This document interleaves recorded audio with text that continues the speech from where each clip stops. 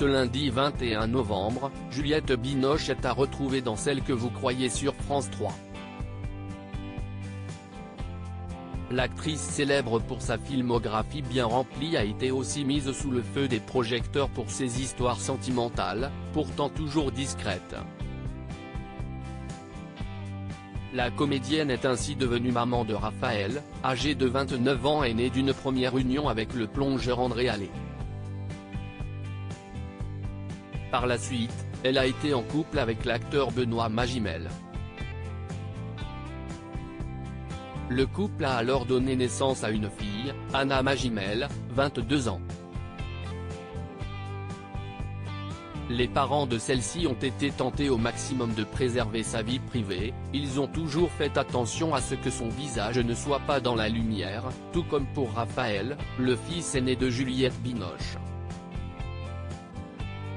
Mais depuis quelques mois, la jeune fille a décidé de suivre le chemin de ses célèbres parents et de se lancer, elle aussi, dans le cinéma.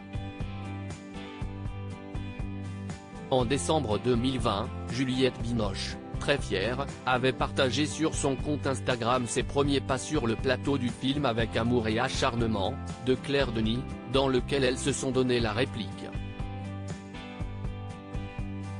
Deux enfants donc que Juliette Binoche élève au mieux dans la discrétion qui la caractérise. Si discrète, elle reste aujourd'hui très secrète sur sa vie sentimentale actuelle et l'on ignore si l'actrice oscarisée en 1997 pour Le Patient anglais est actuellement célibataire ou en couple. Mais quid de ses relations avec les pères de ses deux enfants ?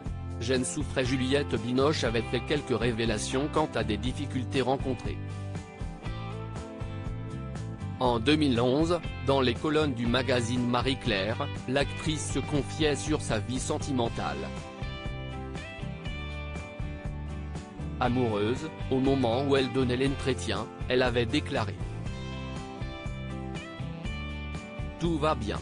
Cela n'a pas toujours été le cas.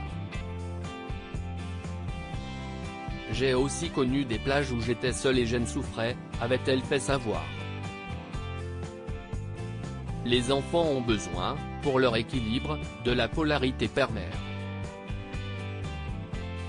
Si est-il très compliqué de jouer les deux rôles. Quant à sa relation avec André Allais et Benoît Magimel, elle confiait que cela n'était pas si simple. J'aimerais que ça se passe bien, mais ce n'est pas toujours le cas. Le manque de communication fait qu'il y a des choses qui passent mal, avait-elle laissé entendre.